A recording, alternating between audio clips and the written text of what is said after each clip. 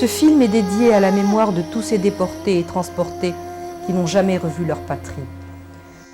Vous qui regardez ce film, ayez une pensée pour leurs descendants qui vivent encore à 22 000 km d'Algérie. Pour bannir l'oubli, envoyez-leur une carte postale d'Algérie.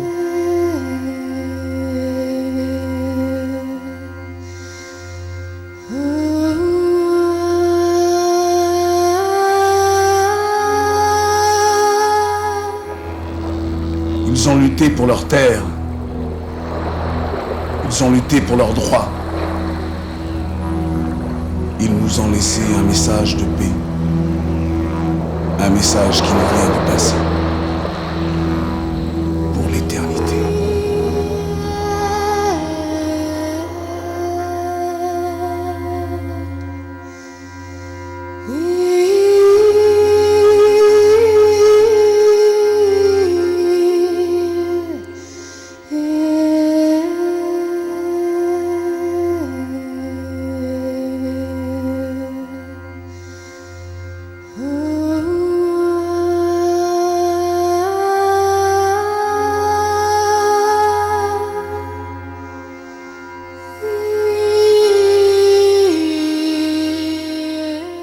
La Calédonie est restée avec ce fardeau sur les épaules et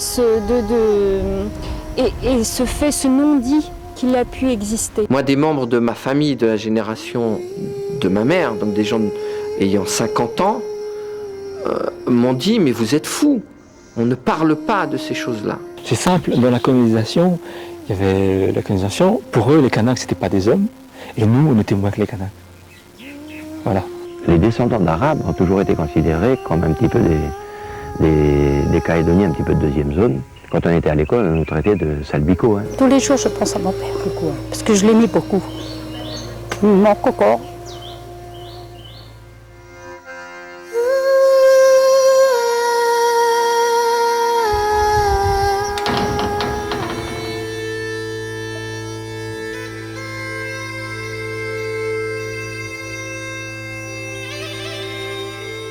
De 1864 à 1897, pendant 33 ans, la Nouvelle-Calédonie a accueilli plus de 20 000 exilés.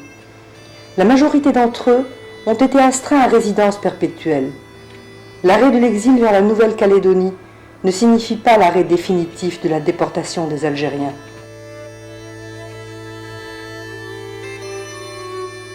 Ensuite, la décision est prise de ne plus envoyer d'Algériens en Nouvelle-Calédonie. Les condamnés aux travaux forcés sont envoyés sur la Guyane, essentiellement sur la Guyane.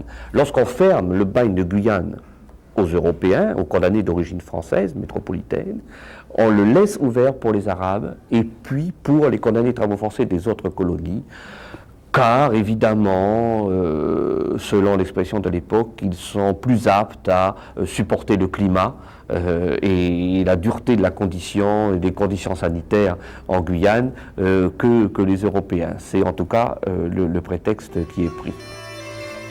L'administration française reprend comme destination la Guyane, comme terre de bagne. Et l'histoire se répète en Guyane. C'est sûr que la majorité des Arabes ont été plutôt à Cayenne, en Guyane, qu'ici. Ici, c'est réellement les déportés qui ont été internés. Et ce fut un autre cauchemar pour les Algériens qui furent envoyés à Cayenne. On voit par exemple pour les Algériens qui vont partir pour Cayenne, quels sont les délits qui sont commis et ce qui se passe. Et c'est là, on rentre dans un autre univers de contradiction parce que une partie des délits qui peuvent être commis par des Algériens qui étaient sous autorité française à l'époque correspondaient à des comportements qui appartenaient à la coutume.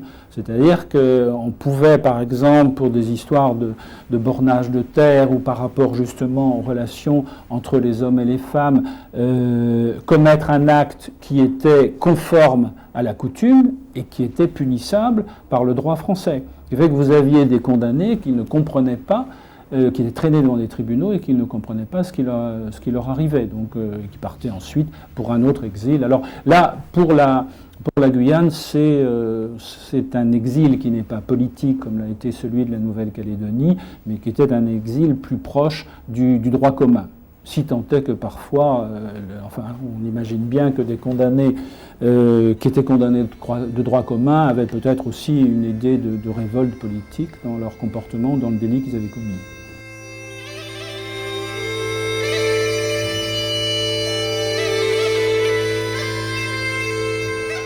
Nous sommes aux Archives nationales de France pour rencontrer Odile Krakovic qui a consacré sa vie à la recherche historique et particulièrement au bagne de Cayenne. Elle évoque pour nous les conditions de vie dans ces lieux. Pour les hommes, les conditions de vie étaient abominables en Guyane, c'est-à-dire que quand ils faisaient leur temps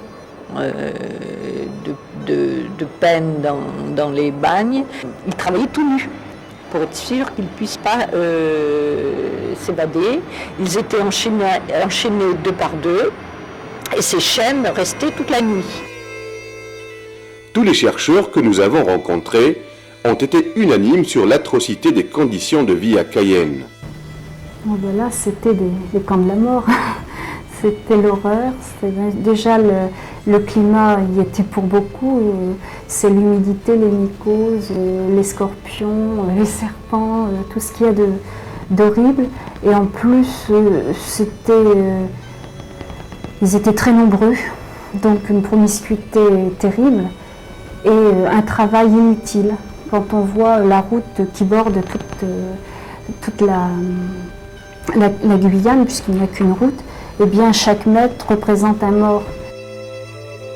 Pour illustrer la vie dans les bagnes de Guyane et l'horreur qui ont vécu d'innombrables hommes et femmes, nous nous dirigeons vers Imoussen, hameau perché dans les monts du Durdura, dans une petite maison entourée d'oliviers, pour rencontrer Belhous Ali Ben Mohamed, Ammi Ali, à la silhouette brisée.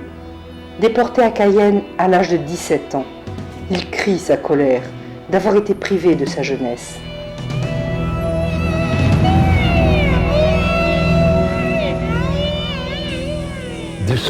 عمل في 17 نهار كوندانيت صافي خونوني بزاف 17 اللي دير نعدي نفوت في كوركسيونير وفوت في طروفينار ميريتي في طروفينار مينيتي في بوردابي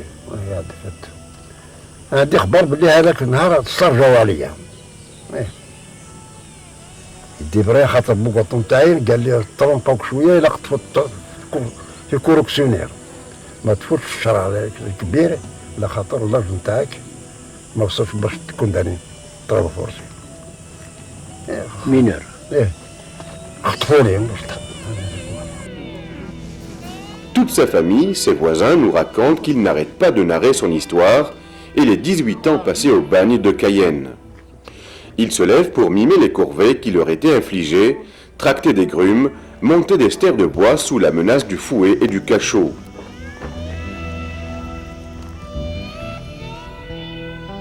بريكون السبتة تربطها منا كي العود تربطها هكذا تدخل راسك منا وهنا الكوردة حضري تربطو في البياسة نتاعها هكذا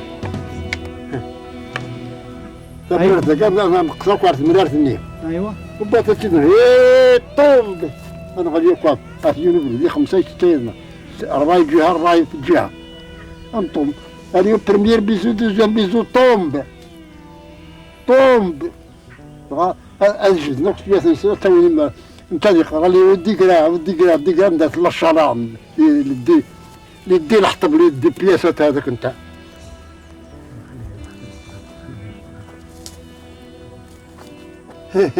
إذا ما تشوفش مليح يضربك بتشوفها بريفو 75 ans n'ont pas effacé le souvenir du perroquet qui les guettait, les surveillait, les harcelait.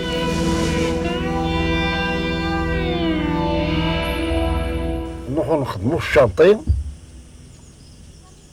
الصرفة يعرف اللي يروح لهيه حنا نقعدو وهذاك الطيرار تجع كي تجي يعيط علينا صرفة يخبرو دغا نوضو باش ما لقاناش الصرفة قاعد ايه 8 ما عندوش خبر يقول إلي ويتور هذا الطير انا شفتو هذا الطير بلاد ما نعرف كيفاه إلي ويتور واحد يقول أطها الطهار الطهار. ايش معنى طهر؟ انظر حصري طيب تمام.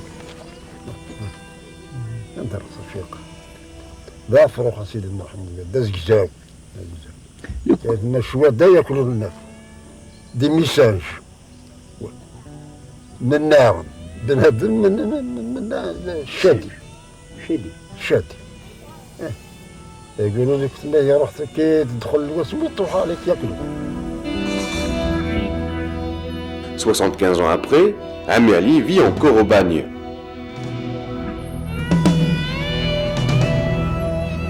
Pour son malheur, Amerli continue à égrener ses jours dans cette forêt où le lac, les arbres, les oiseaux le ramènent sans cesse à Cayenne. راني نشوف الطمنوار راني نشوف كريبيدين راني نشوف الركاب.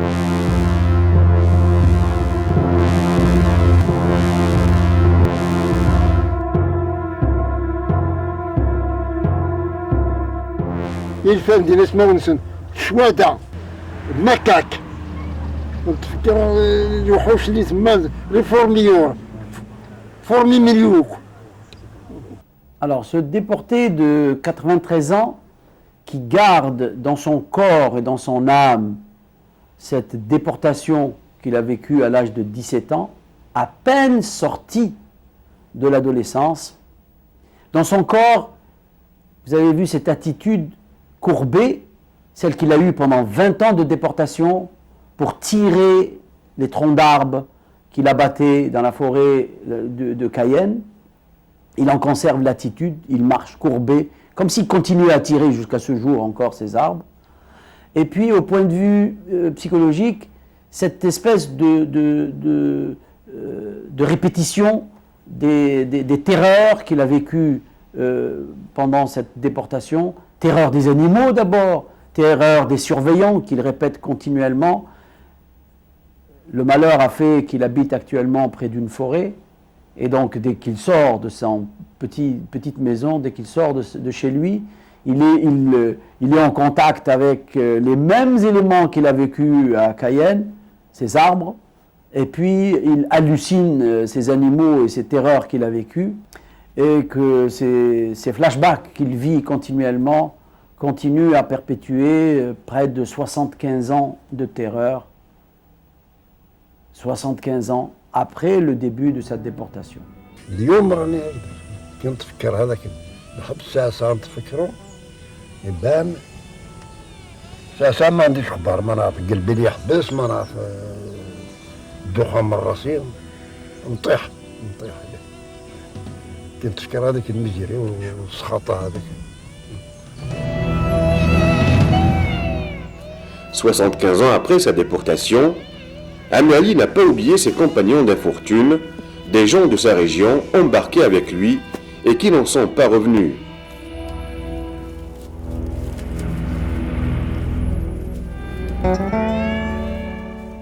كان بزاف شحال من شريك عموري العربي عموري رزقين عموري بوزيد حميطوش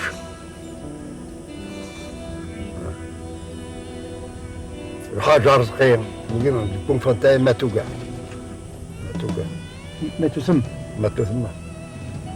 كاين اللي ماتوا في البابور النهار اللي وصلنا للديكري الشالورة ماتوا في البابور ماتوا بوزيد سيدي المرحوم حميطوش الحاج رزقين عموري العربي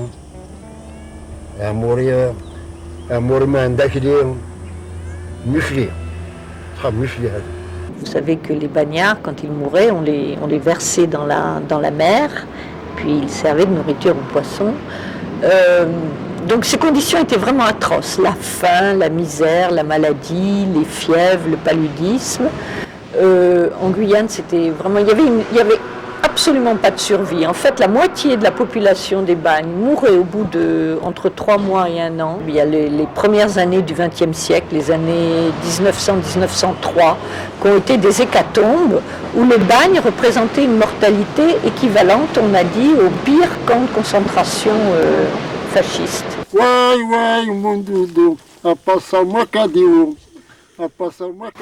Nous quittons Amirli, le laissant chanter ses 18 ans de bagne, sa jeunesse confisquée et sa souffrance latente.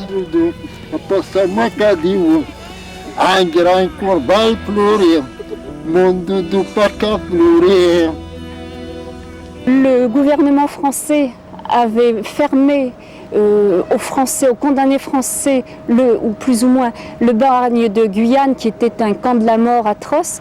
Mais par contre, ils continuaient à y envoyer tous leurs condamnés de l'empire colonial, tonkinois, algériens et autres étrangers au sujet de la colonie. La Guyane a toujours représenté la grande peur, la grande crainte, la guillotine sèche, comme on l'a appelée, parce qu'effectivement, il y avait très très peu de chances de survie au-delà d'une année. Au-delà d'une année, je dis bien, en Guyane. En Nouvelle-Calédonie, il y avait toutes les chances de prospérer et de survivre, et même de vivre bien, relativement. Ce qui fait qu'on trouve en Nouvelle-Calédonie, vous le savez, beaucoup de descendants, mais en Guyane, il n'y a pratiquement pas de descendants de bagnards et bagnardes. Nous retournons en Nouvelle-Calédonie pour découvrir le destin de tous ces exilés que l'administration française appelait transportés, mais que la mémoire algérienne nomme déportés, terme que nous utilisons désormais. Et leur destin demeure lié à l'histoire de la colonisation de la Nouvelle-Calédonie.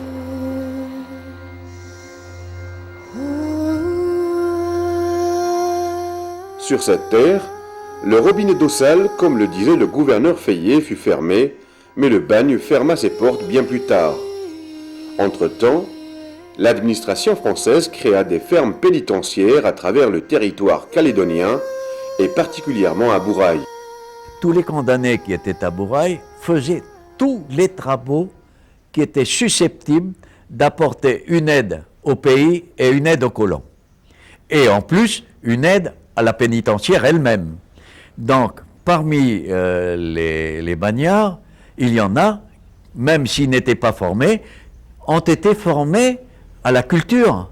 Ont été formés à la culture du maïs, ont été formés à la culture de la canne à sucre, car à ce moment-là, ça marchait, le sucre en Nouvelle-Calédonie, ont été formés avec une vocation plus ou moins agricole.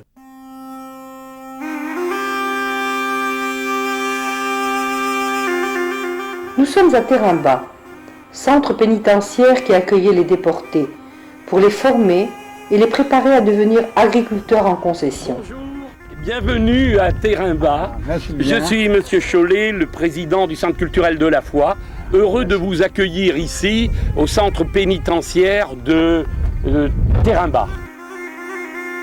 Ce centre a été construit en 1871 sur ordre du gouverneur Gaultier de la Richerie. Il est devenu aujourd'hui un lieu de mémoire vivante, de réconciliation, un lieu qui réunit les repères d'une population fière de ses racines, un lieu que l'on nommait Fort Terremba. Il faut avant tout savoir et bien faire la différence entre Terremba, qui était un centre agricole, et d'autres centres pénitentiaires de Nouvelle-Calédonie qui avaient essentiellement le rôle de loger, nourrir et surveiller ces bagnards. Donc Terremba était quand même une sorte de centre de transition entre le statut de bagnard qu'avait la personne en arrivant ici et le statut de colon et de concessionnaire, donc qu'il pouvait acquérir s'il se montrait aussi digne des terres qu'on lui donnait. Donc tout bagnard n'était pas forcément agriculteur en arrivant sur le territoire. Il faut savoir que c'était quand même le but de l'administration pénitentiaire d'enrichir ces terres, de les occuper, et donc l'agriculture était un très bon moyen de faire évoluer les bagnards en Calédonie. L'administration pénitentiaire dégage dans la région de Bourail une superficie de 17 000 hectares, où seront fixés les exilés algériens, en leur octroyant des concessions de 4 à 5 hectares dans la vallée de Nessadiou, contre le paiement d'une rente annuelle et perpétuelle, avec l'obligation de mettre en valeur cette terre et de prouver leur capacité d'assurer leur subsistance. Tous ne deviennent pas concessionnaires. C'est ainsi que de colonisés, les Algériens deviennent collants malgré eux. Et ces concessionnaires s'installent, essayent de se marier. Ils se marient en général, ils ne peuvent se marier qu'avec des femmes européennes, puisqu'il n'y a pas de femmes algériennes venues en Nouvelle-Calédonie. Collinet, dans son travail de recherche, Les Arabes en Nouvelle-Calédonie, évoque la question du mariage. Libéré, le concessionnaire arabe cherche à se marier. Étant dans l'impossibilité de s'unir avec des femmes de sa race, il se rend au couvent des sœurs de Saint-Joseph de Cluny à Bourail et, selon la coutume, après quelques visites, choisit sa femme. Ces déportés vivaient dans une solitude affective catastrophique, importante. Le mariage aurait pu leur apporter un soutien et une possibilité de communiquer et de développer des relations affectives. Mais ce type de mariage imposé par l'administration ne réalisait pas ces buts-là. Ils restaient seuls dans leur souffrance parce qu'ils ne pouvaient pas communiquer ni avec la langue de leurs ancêtres, ni avec la langue qu'ils ne connaissaient pas, ni partager des coutumes. Et donc, ils restaient enfermés dans leur souffrance et dans leur solitude.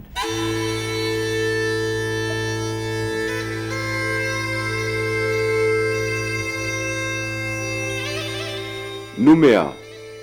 Nous sommes chez la famille Raleb, nous rendons visite à Mesouda, la doyenne de cette communauté de descendants de déportés algériens. Ici, le respect des vieux est sacré. Toute la famille était réunie ce jour-là. Les femmes d'un côté, les hommes de l'autre, commentant notre présence parmi eux.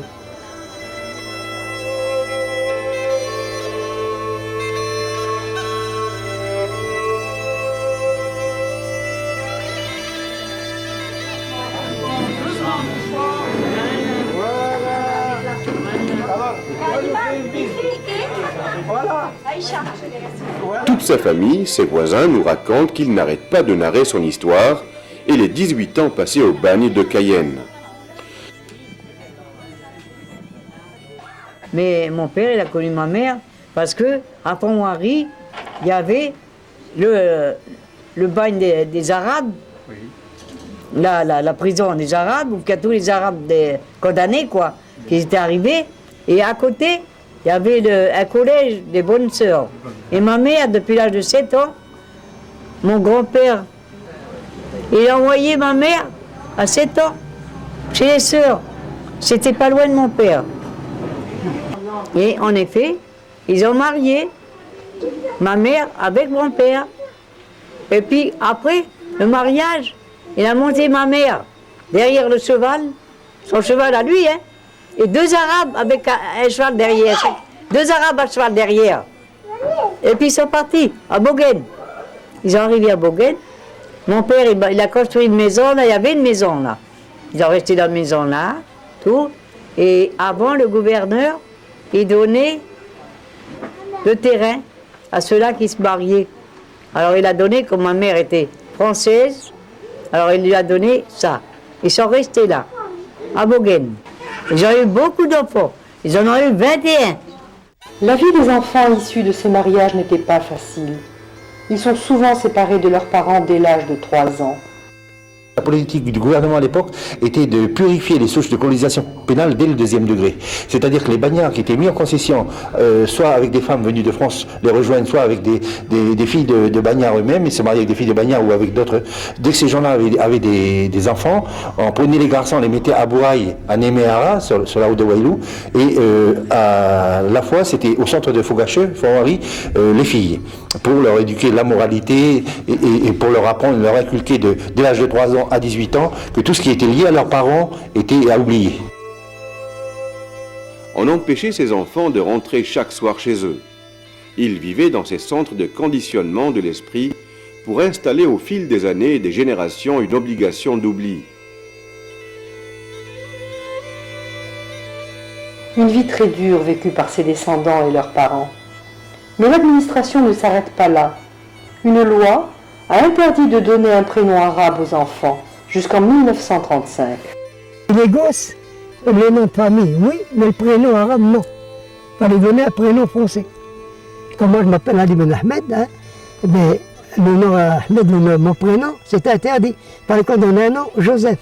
Chez mon père, à moi, Rabat Ben Aïssa, ces Arabes qui sont venus comme ça, eh bien, c'était défendu de donner un nom arabe. Oui. Alors, en 1920, ils ont commencé à donner le nom français. Alors, mon frère, Mohamed, il s'appelait Mohamed. Papa, il l'appelait Louis. C'est mari, il est mort. Après, là, moi, je m'appelle Augustine. Augustine? Oui, Augustine. Mais mon nom arabe, c'est Messaouda. Messaouda. Messaouda. Chira. Chira. Chira, mon père, il a dit que c'était sa mère à lui.